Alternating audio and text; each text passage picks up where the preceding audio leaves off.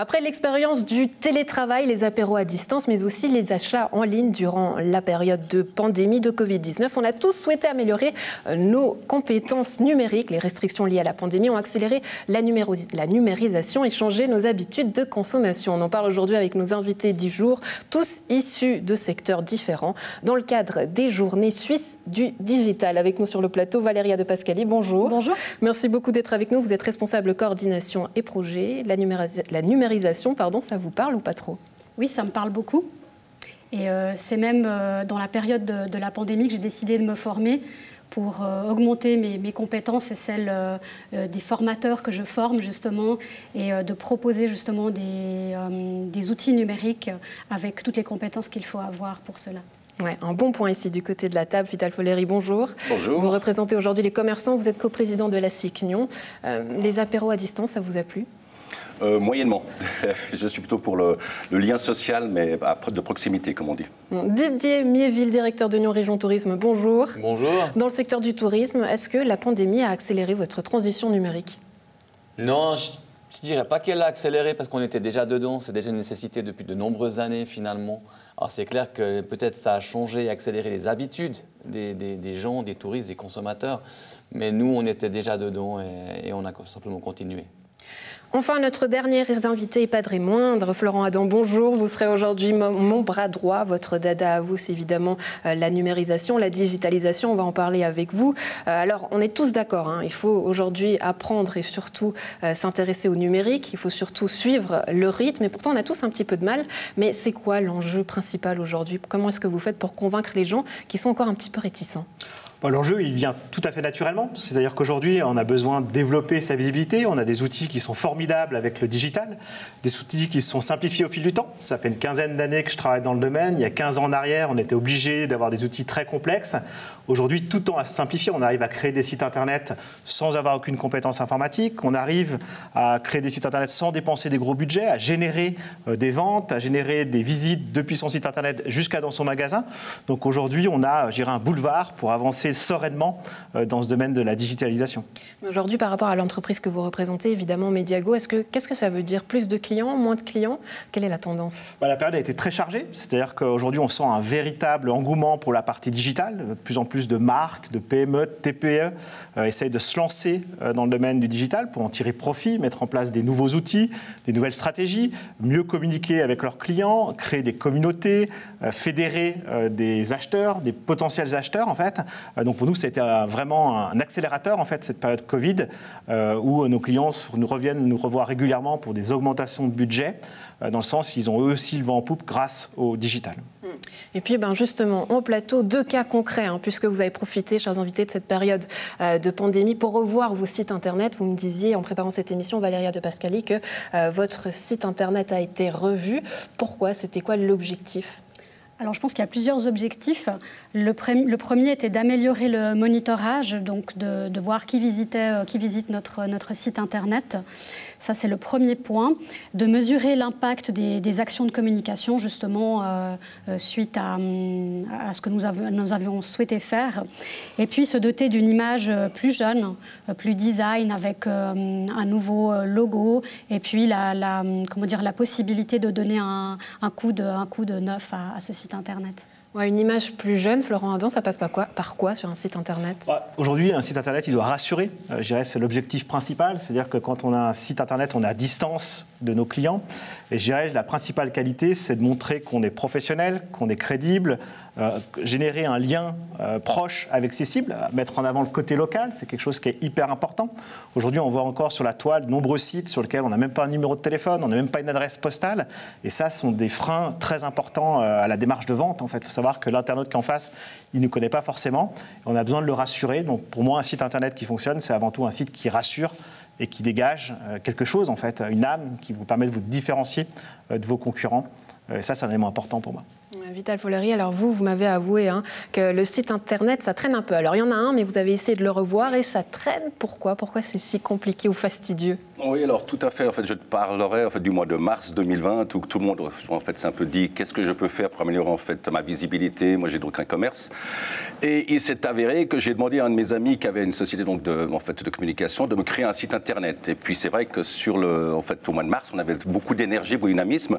Et puis après, finalement, je me suis rendu compte, et là, je suis un peu en porte-à-faux par rapport aux vidéos auparavant. Je trouvais que c'était un peu cher quand même malgré tout, parce qu'il y a comme un certain prix pour avoir en fait soit la base, soit en fait également après le support. Au niveau compétences, c'est pas comme donné à tout le monde. Je ne pense pas que quelqu'un qui est d'un métier de la bouche connaisse très très bien comment faire un site internet. Il faut quand même être aidé, donc ça coûte quelque chose. Et puis après, il y a aussi une question. Combien ça coûte, Laurent Adam? C'est un sujet qui est effectivement intéressant dans le sens qu'il y a effectivement plusieurs approches. Il y a des personnes qui sont sensibles à l'outil informatique, qui ont la capacité d'apprendre. Donc aujourd'hui, c'est vrai qu'on a des outils qui permettent, avec un budget de quelques centaines de francs, de développer son site internet, mais avec un investissement personnel qui est relativement fort. Donc ça, c'est une première approche. Où je dirais après, il y a une deuxième approche qui vise à faire appel à une agence en fait, qui va nous accompagner dans le développement. Et là, effectivement, on va avoir une enveloppe tarifaire qui va être un peu plus élevée en fait. Donc pour parler de chiffres, en fait, aujourd'hui, voilà, un site e-commerce, on va être dans une enveloppe entre 5 000 et 50 000 francs, mais 50 000 francs pour un site d'une marque, un site très complet en plusieurs langues. Mais aujourd'hui, voilà, pour des petites structures, on arrive à commencer avec un budget qui est relativement faible, dans le sens où un site internet, c'est quelque chose qui s'amortit dans le temps. Et puis, je pense qu'il faut plutôt le voir comme un retour sur investissement, plutôt que comme une charge, en fait. Est-ce qu'un commerçant lyonnais, pardonnez-moi, peut se payer ce budget-là? C'est pas donné à tout le monde, je pense. C'est quand même un sacré budget. En plus, comme je l'ai dit, en fait, c'est vraiment une question de compétences, de prix et puis après d'investissement. Donc, en fait, dans certains cas, là, on parle que de la partie du site internet en lui-même, on est d'accord. Par contre, après qu'on fait du e-commerce, il y a toute la partie, en fait, aussi en amont qu'il faut quand même préparer. Après, également la partie de livraison. Après, il y a les retours, etc. Moi, j'ai fait l'expérience avec d'autres sociétés. C'est pas forcément quelque chose qui est facile et qui est bon marché. Donc, c'est vrai qu'il faut quand même prendre son temps et pas seulement voir dans sa stratégie la partie justement qui concerne le site en lui-même. Moi, un site vitrine, j'en ai un, et c'est très facile à le faire, le site vitrine. Par contre, dès qu'on commence à y mettre en amont, et en fait après aussi la partie justement contrôle, etc., c'est beaucoup de travail. Donc c'est vrai que je ne pense pas que les commerçants, en tout cas à mon niveau, on ait vraiment toujours le temps de faire ça. Mais c'est pour ça qu'on est d'accord, la numérisation, le digital, il nous le faut. Par contre, il faut une stratégie. Ouais, Didier Miéville, quand on est dans le secteur du tourisme, justement, quand on a un site vitrine, comme Vital Follery le dit, est-ce que ça suffit ou est-ce qu'il faut faire plus? Comment est-ce que vous avez analysé ça après cette période de pandémie? De nouveau, avant et après, pour être honnête, mais alors non, je pense que ça ne suffit pas. Je pense que rassurer même, ça ne suffit pas dans le cadre du tourisme. Le site internet, c'est la première expérience pour le potentiel client, le potentiel touriste qui vient. On parle beaucoup de marketing expérientiel et finalement le site internet c'est la porte d'entrée, c'est la première expérience. Il faut que cette expérience soit déjà un petit peu, on va dire, exaltante dans le tourisme, qu'il y ait des photos, qu'il y ait une envie qui se crée de voir tel ou tel prestataire, d'aller goûter les choses chez tel ou tel vigneron ou chez tel ou tel restaurateur.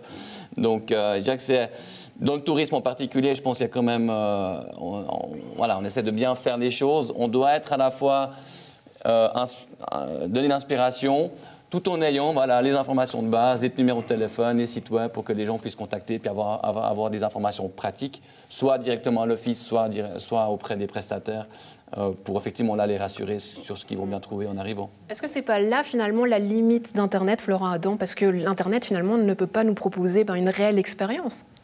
Aujourd'hui, il existe des outils en fait avec de la réalité augmentée. En fait, on peut mettre en avant certains produits, en fait, les voir sous différents angles, qui permettent aussi, là aussi, de favoriser l'acte d'achat. Aujourd'hui, on estime qu'à partir du moment où on a une petite vidéo de présentation de ces produits, on va pouvoir générer de l'émotion chez le client, on va le rassurer sur le produit qu'on propose, ce qui va permettre d'améliorer la conversion. Et ça, c'est un élément important, essentiel, si on veut tirer profit de l'investissement qu'on a fait, à la fois en production de sites Internet, et puis dans l'investissement de stock qu'on a à disposition, dans le sens où l'idée, c'est de l'écouler. Et aujourd'hui, on a des outils qui permettent d'aller dans cette direction. Puis là aussi, on tend... Qu'est-ce que c'est, par exemple, pour les gens qui n'ont pas forcément la notion? C'est quoi? Ça passe par quoi? Quel type d'outils? Je dirais que ça passe et ça commence simplement par un smartphone. Aujourd'hui, avec un smartphone, on arrive à créer des petites vidéos. L'idée, c'est que cette vidéo-là, elle a quand même un contexte professionnel. Mais aujourd'hui, ça suffit, en fait, dans le sens où ça permet de répondre à l'attente de l'internaute, qui est de comprendre le produit, son fonctionnement, être sûr que c'est un produit qualitatif en fait. Et je dirais que c'est déjà le premier élément. Il n'y a pas besoin d'aller beaucoup plus loin. Et puis on trouve aujourd'hui sur Internet des applications, des outils comme Canva en fait, qui vont vous permettre de facilement adapter vos contenus vidéo, y intégrer du texte pour les dynamiser. Puis je pense qu'il est important, c'est d'y aller par étapes. On va faire un test, Florent. Canva, qui connaît autour de la table? Non. Aïe, c'est le flop. Voilà. Qu'est-ce qu'on fait dans ce genre de cas? C'est que voilà, finalement, on n'est pas prêt pour ce genre de situation. Voilà, en fait, on a la chance d'avoir des experts qui sont là pour accompagner. Donc ça, c'est un premier élément. Mais qui ont un certain prix. On revient toujours, en fait, si vous voulez vous faire accompagner, je suis entièrement d'accord, mais il faut imaginer que des petits commerces comme le mien ou d'autres, en fait, que nous défendons au niveau de la SIC, en fait, on n'a pas non plus, on n'est pas une PME dans le métier en fait beaucoup plus tertiaire, peut-être beaucoup plus de choses à raconter. Nous, comment en fait, j'ai toujours discuté, c'est vrai qu'en fait on a besoin que les gens viennent en magasin. Donc nous, c'est l'expérience client qu'il faut déjà amener en fait, dans les magasins.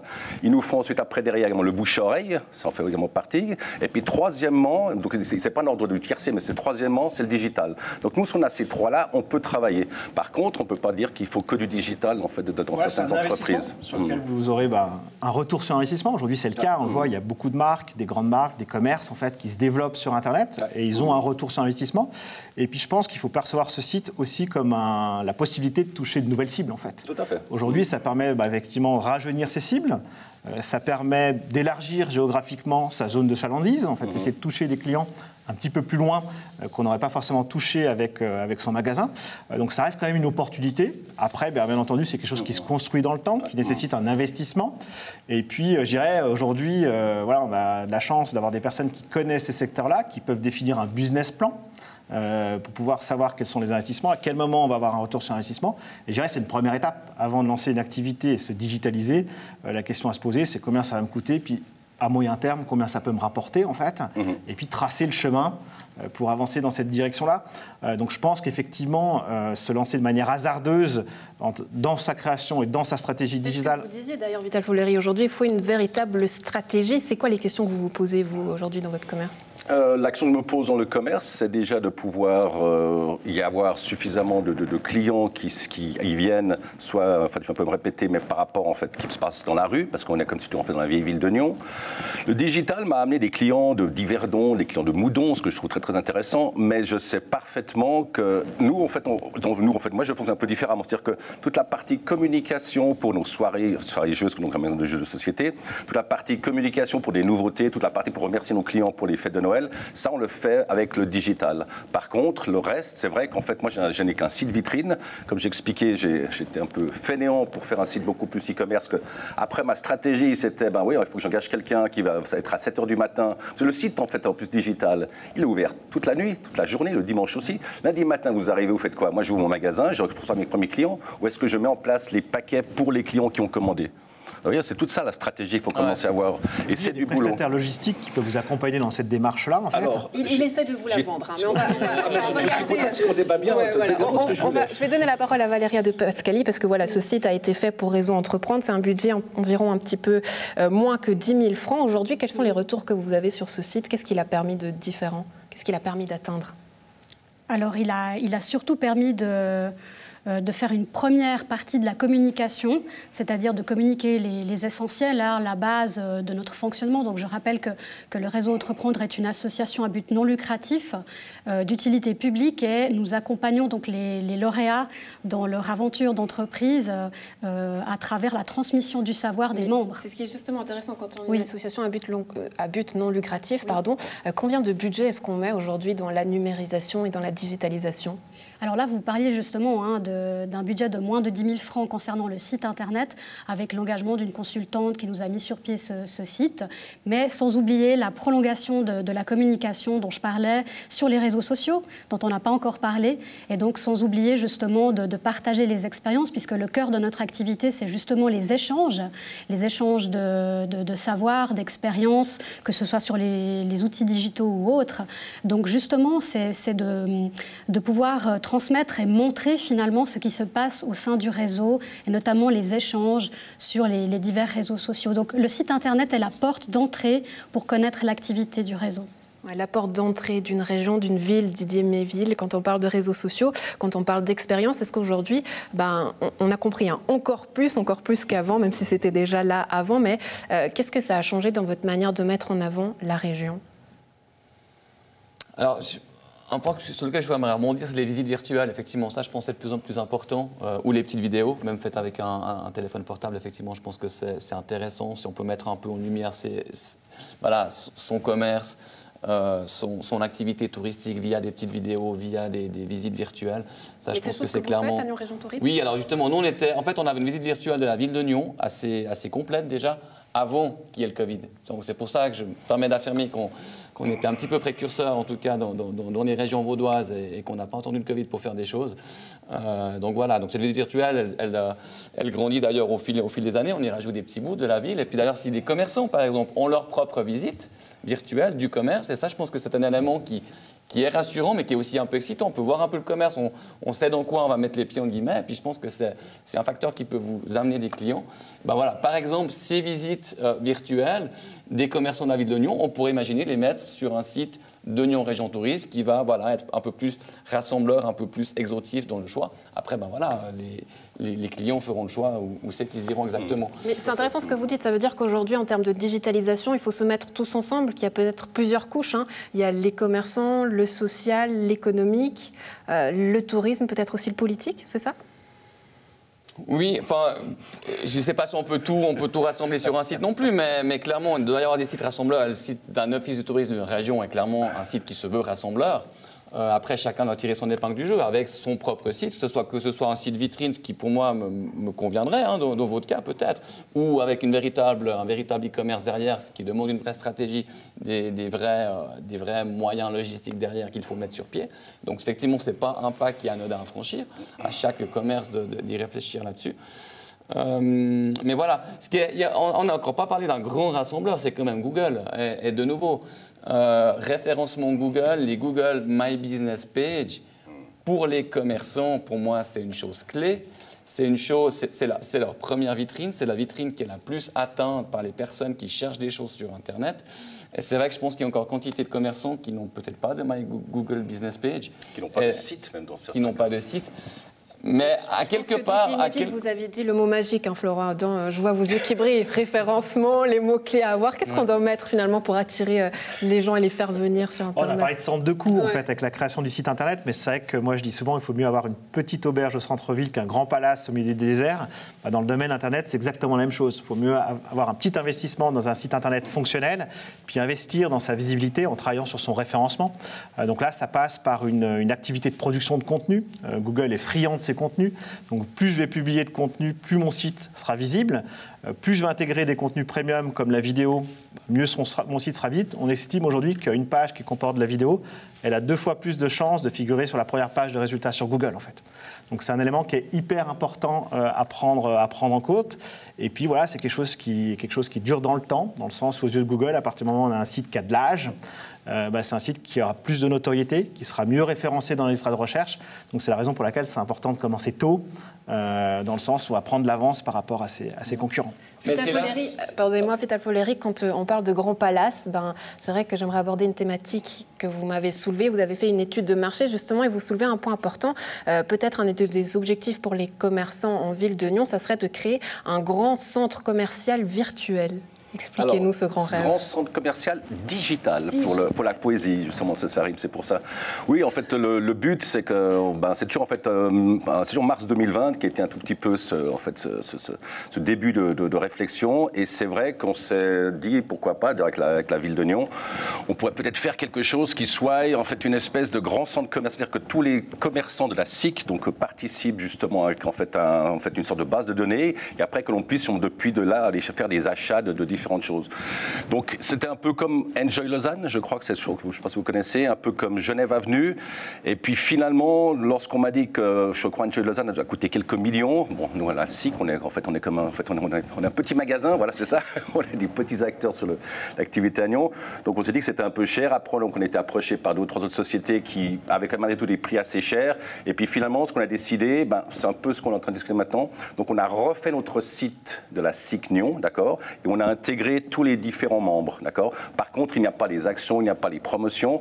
L'idée ultime était un truc qu'on trouvait ça génial, c'est-à-dire que typiquement, on aurait fait un centre commercial digital où on veut acheter en fait du lait, on va acheter en fait un habit, on va acheter en fait après nourriture pour les pâtes pour votre ami là justement. Après, tout cela a été mis dans un panier et livré chez vous. Donc les 3-4 magasins auraient été livrés chez vous en fait une seule fois. Les idées étaient là, mais finalement on s'est rendu compte que c'était quand même en fait un gros prix. Je voulais juste en fait rebondir sur ce que vous avez dit, Monsieur Miville. On a essayé à la Signion toujours de fédérer justement tous les différents en fait, membres de notre association pour des vidéos. Et finalement, on a eu une seule réponse. Donc on proposait des vidéos à un prix vraiment canon, avec une équipe de pros qui était en fait dans la région de Lausanne, je crois, et qu'une seule personne a répondu oui pour faire une vidéo. Donc vous voyez un tout petit peu, il y a encore du travail en fait à faire là derrière. En fait, je pense que c'est pas la vidéo elle-même qui est intéressante. C'est la vidéo, c'est un support. Ouais. Et ce support-là, il faut lui donner de la visibilité. Et aujourd'hui, grâce au digital, on peut activer des campagnes très ciblées en fait, où on va pouvoir apporter ce contenu à différentes personnes, et c'est là que la personne va avoir un retour sur investissement. La vidéo en elle-même, en fait, si on la pose sur son site, si elle n'a pas de vie, ben voilà, ça ne va pas nous apporter énormément. Mais l'idée, c'est vraiment de l'utiliser dans un contexte d'une campagne publicitaire. Dans le contexte de centre commercial digital. D'ailleurs, pour présenter tous les commerces, on pouvait présenter tous les commerces de la ville de Nyon sur une page internet avec les différentes vidéos, avec la petite personne qui marche dans la rue finalement, puis qui rentre dans le commerce, et puis on voit la vidéo du commerce. Enfin, je trouverais ça assez intéressant. Mais ceci dit, on voit bien que, voilà, pour être accompagné aussi dans les réseaux sociaux, dans la gestion de Google, dans la gestion des commentaires, il y a d'une part tout un travail de sensibilisation auprès des commerçants certainement à faire, et puis certainement un accompagnement professionnel à donner, ou des séminaires, des conférences, voilà, ce genre d'accompagnement, je crois qu'il est en route. Hein, mais Didier Méliveau, qui avait mis tout ça en route justement du côté de Nyon Région Tourisme, aujourd'hui ça passe par quoi? Par peut-être des employés qui sont là, qui sont engagés en supplément pour s'occuper de ces questions-là spécifiquement, ou tout le monde fait un peu de tout? Alors ça c'est nous on a des engagés qui sont en tout cas en partie dédiés au digital et aux réseaux sociaux. Mais même nous, on est une personne qui fait ça, mais elle ne fera pas que ça. Donc voilà, toujours une question de taille, de budget, de moyens. Donc clairement, pour un commerçant individuel, comme on dit, c'est d'autant plus compliqué. Et peut-être justement le fait de se faire accompagner avec un prix forfaitaire qui peut être franchement assez restreint, des fois, sur ces choses-là. Effectivement, quand on est commerçant, on ne peut pas forcément tout maîtriser. Mais voilà, je pense que c'est une question de taille d'entreprise et de ressources à disposition. Ouais. À l'inverse, une association à but non lucratif y arrive très bien, puisque vous me disiez que vous aviez tout ce réseau-là, hein, que finalement tout ce marché en ligne, il est là, toute cette base de données, elle est là. Vous avez créé d'ailleurs des outils pour mettre en ligne ça. C'est quoi le step suivant? Le step suivant, c'est de rester toujours à la page, de s'améliorer. Et puis si je peux me permettre de revenir à l'aspect vidéo, de renforcer peut-être aussi l'utilisation de ces outils. Pour nous, c'est de faire parler les membres de leur expérience, de faire parler les lauréats, de les mettre en lien avec le public. Et l'outil vidéo est un outil formidable pour ça, non seulement sur les réseaux sociaux, mais aussi à travers le site Internet. Donc de viser l'animation aussi et l'enrichissement du site Internet, et de ne pas oublier justement, une fois qu'il a été mis en place et terminé, de le faire vivre tout simplement. Alors pour nous, c'est le choix de la vidéo aussi. Ouais, de le faire vivre, c'est intéressant parce qu'on revient peut-être à notre point de départ, mais ce qui nous permettra de boucler, c'est parce que finalement, on voit qu'il y a cet enjeu digital, mais aussi finalement cette expérience à vivre en ligne, et que finalement, il faudrait peut-être créer quelque chose d'hybride. Ça vous parle ? Oui, tout à fait. Donc de ne pas oublier d'intégrer justement les personnes pour nous qui font partie de l'association, que ce soit les membres, les lauréats, et puis les personnes qui auraient envie de nous rejoindre. Voilà, de remettre l'humain au centre. Effectivement, pour nous, il s'agit des échanges et de l'accompagnement, donc c'est central pour nous, oui. Vital Follery, donc on reste en magasin, on revient en magasin, mais on l'a entendu Florent Adam dire, voilà, faire ce site internet, ce e-commerce, mais garder quelque chose de local et garder ce contact humain. Tout à fait. Nous, en fait, nous sommes preneurs, comme j'ai expliqué auparavant. L'expérience client qui vient dans un magasin, que ce soit aussi à Nyon Région Tourisme, c'est important. En fait, quand il rentre chez moi, j'ai des petits sprays, vous savez, en fait, pour que ça sente bon. J'essaie d'avoir une belle luminosité. Il y a des choses comme ça. Il y a des gens qui disent votre magasin il est beau. Moi, rien que ça me suffit largement. Donc c'est vrai que si on rentre dans un magasin qui est lugubre, qui est sombre, par contre, il y a un super site internet, je ne pense pas qu'il y ait la même impression. Donc c'est vrai que c'est un ensemble de choses. Je pense que dans certaines professions, c'est vrai que le digital est obligatoire. Et en fait, moi, j'étais anciennement un banquier, donc c'est vrai que à la banque, c'était vraiment en fait, c'était à tous les niveaux en fait pour la partie en fait ouverture de compte, etc. Quand j'ai ouvert en fait mes commerces, c'est vrai que c'est un peu différent parce qu'en fait, on a une vision budget, on a une vision qu'est-ce qu'il faut faire et tout. Donc c'est vrai que c'est là au fait où je pense qu'il y a quand même du travail à faire. Et puis aussi, comme on s'est déjà expliqué, il y a des gens, je sais, qui n'ont pas de site internet. Il y a différents commerces qui n'ont pas de site. Et ça, c'est générationnel, je pense. Une question de génération, Didier Miéville, Nyon Région Tourisme à l'avenir. Qu'est-ce qu'on pourrait imaginer? Alors on a eu ce petit aperçu de la visite dans la ville, mais qu'est-ce qu'on pourrait imaginer? Un jeu grandeur nature ou ça passe par quoi pour l'avenir, pour Nyon Région Tourisme? Oui, on peut tout imaginer, mais voilà, nous on va toujours être une vitrine pour la région, la plus attrayante possible, la plus digitale et la plus en vidéo, en mouvement possible. Et puis après, effectivement, il faut quand même que les gens viennent. C'est quand même notre but, c'est que les gens viennent nous voir, que les gens viennent expérimenter des choses sur place. Et donc, on va votre grand rêve en matière de digitalisation, ça serait quoi, Didier Miéville? Faites-nous rêver. Ouais, non, mais j'admire les firmes qui arrivent à... Voilà, on n'a pas peu parlé du big data, c'est peut-être juste d'introduire ce sujet-là. Je pense qu'il y a beaucoup à faire au niveau des données avec Internet, et c'est vrai qu'une petite région comme la nôtre, un petit office, on a encore du chemin à faire sur cet aspect-là des choses. Donc voilà, si je pouvais vraiment avoir répertorié tous mes clients, tous les gens qui sont déjà venus dans la région, et non pas seulement chez moi, mais aussi chez les prestataires touristiques, chez les hôteliers, si je pouvais avoir toute cette base de données, et puis quand j'ai une action qui correspond à un client, quand j'ai le marché de Noël, et puis que je sais que ce client, il est friand de Noël, et moi que je peux lui envoyer à lui personnellement, et le marché de Noël à Nyon, il a lieu cette année. Et ben voilà, c'est ça. Personnellement, c'est de ça que je rêve, mais il y a encore un petit peu de boulot pour nous aussi. Ouais, Florent, Adam, on a compris. Encore un petit peu de boulot, ça coûte cher. C'est les conclusions? Non, je pense qu'on peut regarder ça d'un côté un peu plus positif. C'est-à-dire qu'aujourd'hui, voilà, on rencontre énormément de personnes qui construisent leur stratégie autour du digital et pour qui c'est quelque chose qui est très rentable, avec un véritable accélérateur en termes de développement de business. Et puis, on parlait à l'instant de big data. Aujourd'hui, voilà, pour nos clients, ce qui est important, c'est effectivement d'avoir le bon contenu, la bonne vidéo, qu'on apporte à la bonne personne au bon moment. Et aujourd'hui, on a ces outils-là, ce qui permet d'avoir des très très bons taux de retour sur investissement, dans le sens où on touche peu de personnes, mais par contre on convertit très bien. Et c'est ça qui est important à mettre en place. Bien entendu, ça nécessite un savoir-faire, des connaissances, mais aujourd'hui on a des outils qui permettent de simplifier les choses, qui permettent de voir comment les cibles réagissent, les segmenter, et puis voir quel contenu fonctionne, quel contenu ne fonctionne pas. Donc c'est un véritable jeu à travers ces datas. On est vraiment dans l'univers que M. Miéville vient de décrire. Un jeu, et ça passe beaucoup par l'humain, parce que vous serez d'ailleurs ce soir pour présenter tout ça lors d'une conférence le 14 octobre, lors des Journées suisses du digital. Donc finalement, on y revient. C'est important de garder ce contact et de le présenter en vrai. Oui, parce qu'aujourd'hui, on s'aperçoit qu'il y a beaucoup de demandes, en fait. Moi, j'ai aussi la chance d'enseigner dans différents établissements. Les demandes en termes de formation sont énormes dans ce domaine d'activité. On voit aussi une explosion des offres d'emploi. C'est de plus en plus difficile à recruter dans ce domaine-là, en fait. Donc, on voit qu'il y a un véritable engouement et c'est ce qui nous pousse à avancer tous les jours. Vital Follery, demain, on finit ce site internet ou pas alors? Oui, je vais me réveiller demain matin plus tôt et puis je vais... Alors, comme je dis, c'est une stratégie parce qu'en fait, un site vitrine bien fait est un site très très bien, en fait, très vendable. Par contre, après, il y a toute cette stratégie, puis on n'a pas après la partie livraison, la poste, etc. Nous sommes des petits commerçants, nous n'avons pas forcément le temps de faire tout ça, donc c'est vrai qu'il faut vraiment que je m'y mette. C'est votre réponse que vous attendiez. C'est ça, on l'aura convaincu, ça y est, c'est bon, le travail est fait, tout ça dans le cadre des Journées suisses du digital. Merci beaucoup à vous, chers invités, d'avoir été avec nous, d'avoir partagé vos expériences avec nous à la maison. Un plaisir d'avoir été en votre compagnie. Bonne suite de programme sur Nyon Région Télévision.